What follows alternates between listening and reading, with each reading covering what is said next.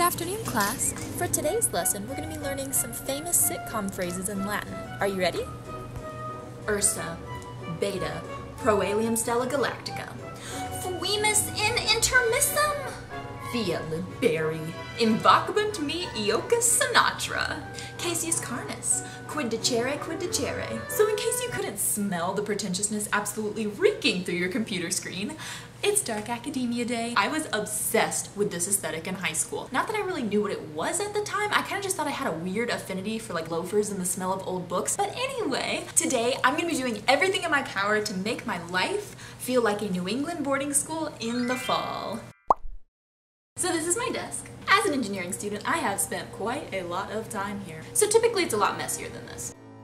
So I did some digging on Pinterest to find out more about this aesthetic, and one of the more subtle things I noticed is this concept of small spaces, whether that was a little reading nook in the back of the library or a hidden cave out in the woods for secret society meetings. So to make this very open space feel a bit more alcove-ish, I asked my brother to help me set up a bulletin board in front of my desk.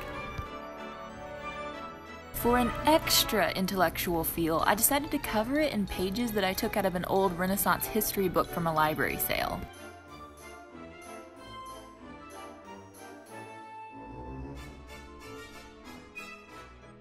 It's definitely starting to smell like a library in here.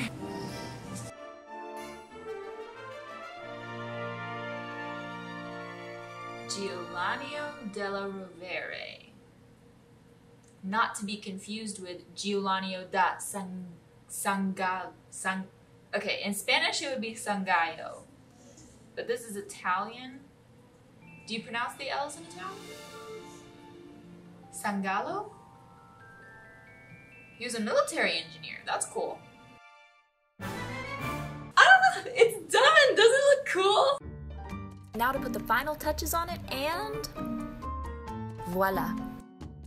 So I'm thinking the move here is going to be to get some of my old books and stack them up in little towers and kind of prop up all the knickknacks that I found.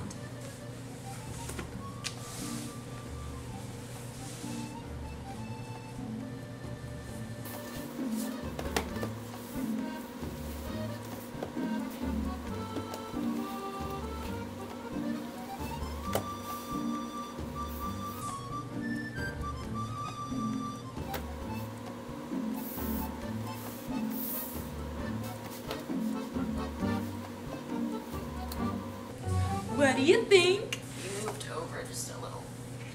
Come here. Now, how does it look?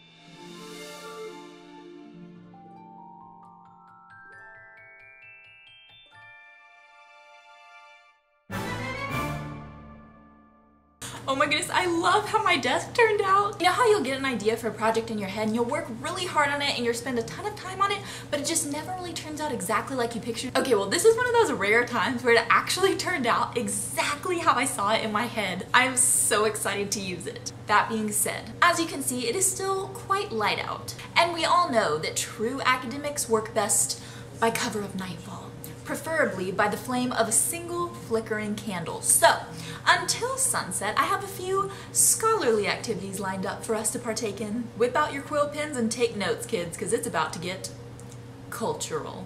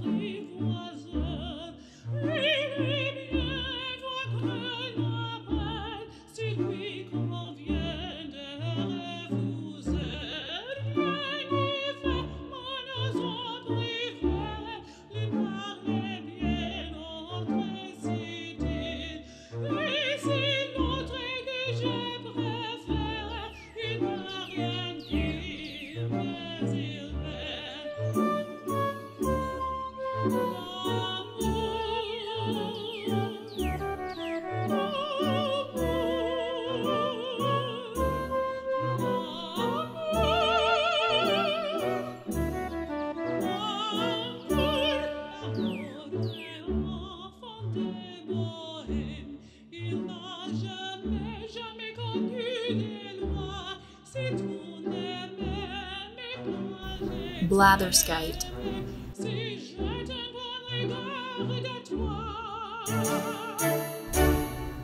Ennui.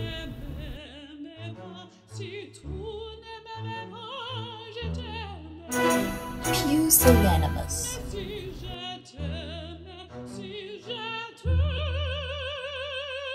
Rococo.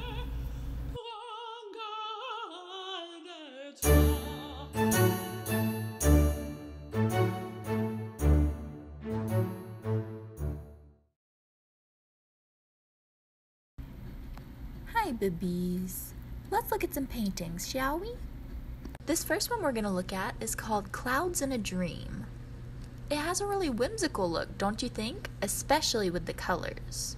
Do you see how the use of purple in the clouds represents mankind's perception of mortality, whereas the green background represents the artist's concerns for the current economic situation? Hey Harley, do you see that? Do you see it? Good boy. Okay, let's look at another. This next one is a recreation of a painting called Road in Vitoy in Winter by Claude Monet. He was one of the founders of the French Impressionist movement.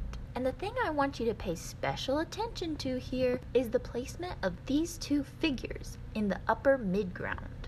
This likely signifies that the artist had recently experienced a betrayal in their personal life. Maybe their dog pooped on the carpet. I'm looking at you, Percy. Okay, we've got one more, and this one is titled Rooster Lost in Thought. To appreciate the real meaning of this painting, you have to look very closely. See here how these feathers are pointed downwards and to the right? Well, that means that at the time the artist was painting this, their self-esteem was down, and they were questioning whether or not they were doing the right thing. You see? Okay, well, I guess it's not for everyone. Ooh, it's almost sunset. I'm so excited, but I actually do have one more thing that I want to work on before nightfall. Oh, okay. Oh, it's heavy. So this is a present I got for my 18th birthday. It is a 1931 Underwood portable typewriter, and I thought it would be perfect to include in this transformation. However, earlier today when I tried to test it out, this happened. So I think we're a little bit overdue for a cleaning. Hopefully by the time I'm done with that, I will be ready to start working my desk.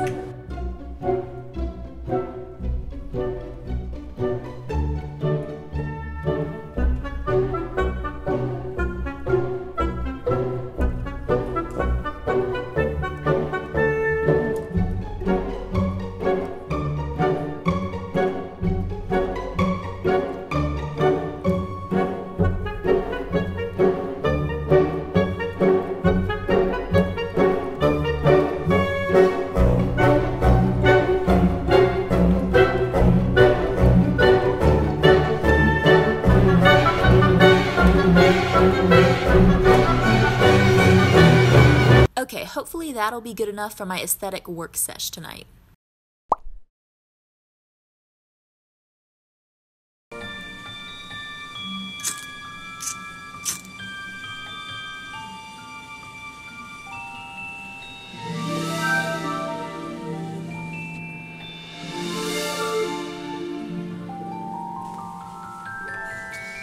It's time!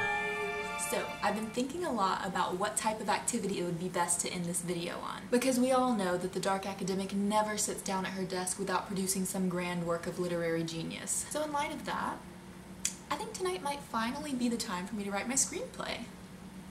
Yeah, I will of course be typing it up on my vintage typewriter, and there will also be aesthetically appropriate music playing in the background. Real quick, I just want to say thank you so much for clicking on this video. I had such a fun time filming it, and I hope you enjoyed watching it. Alright, now let's get to work before I burn the house down with all of these candles.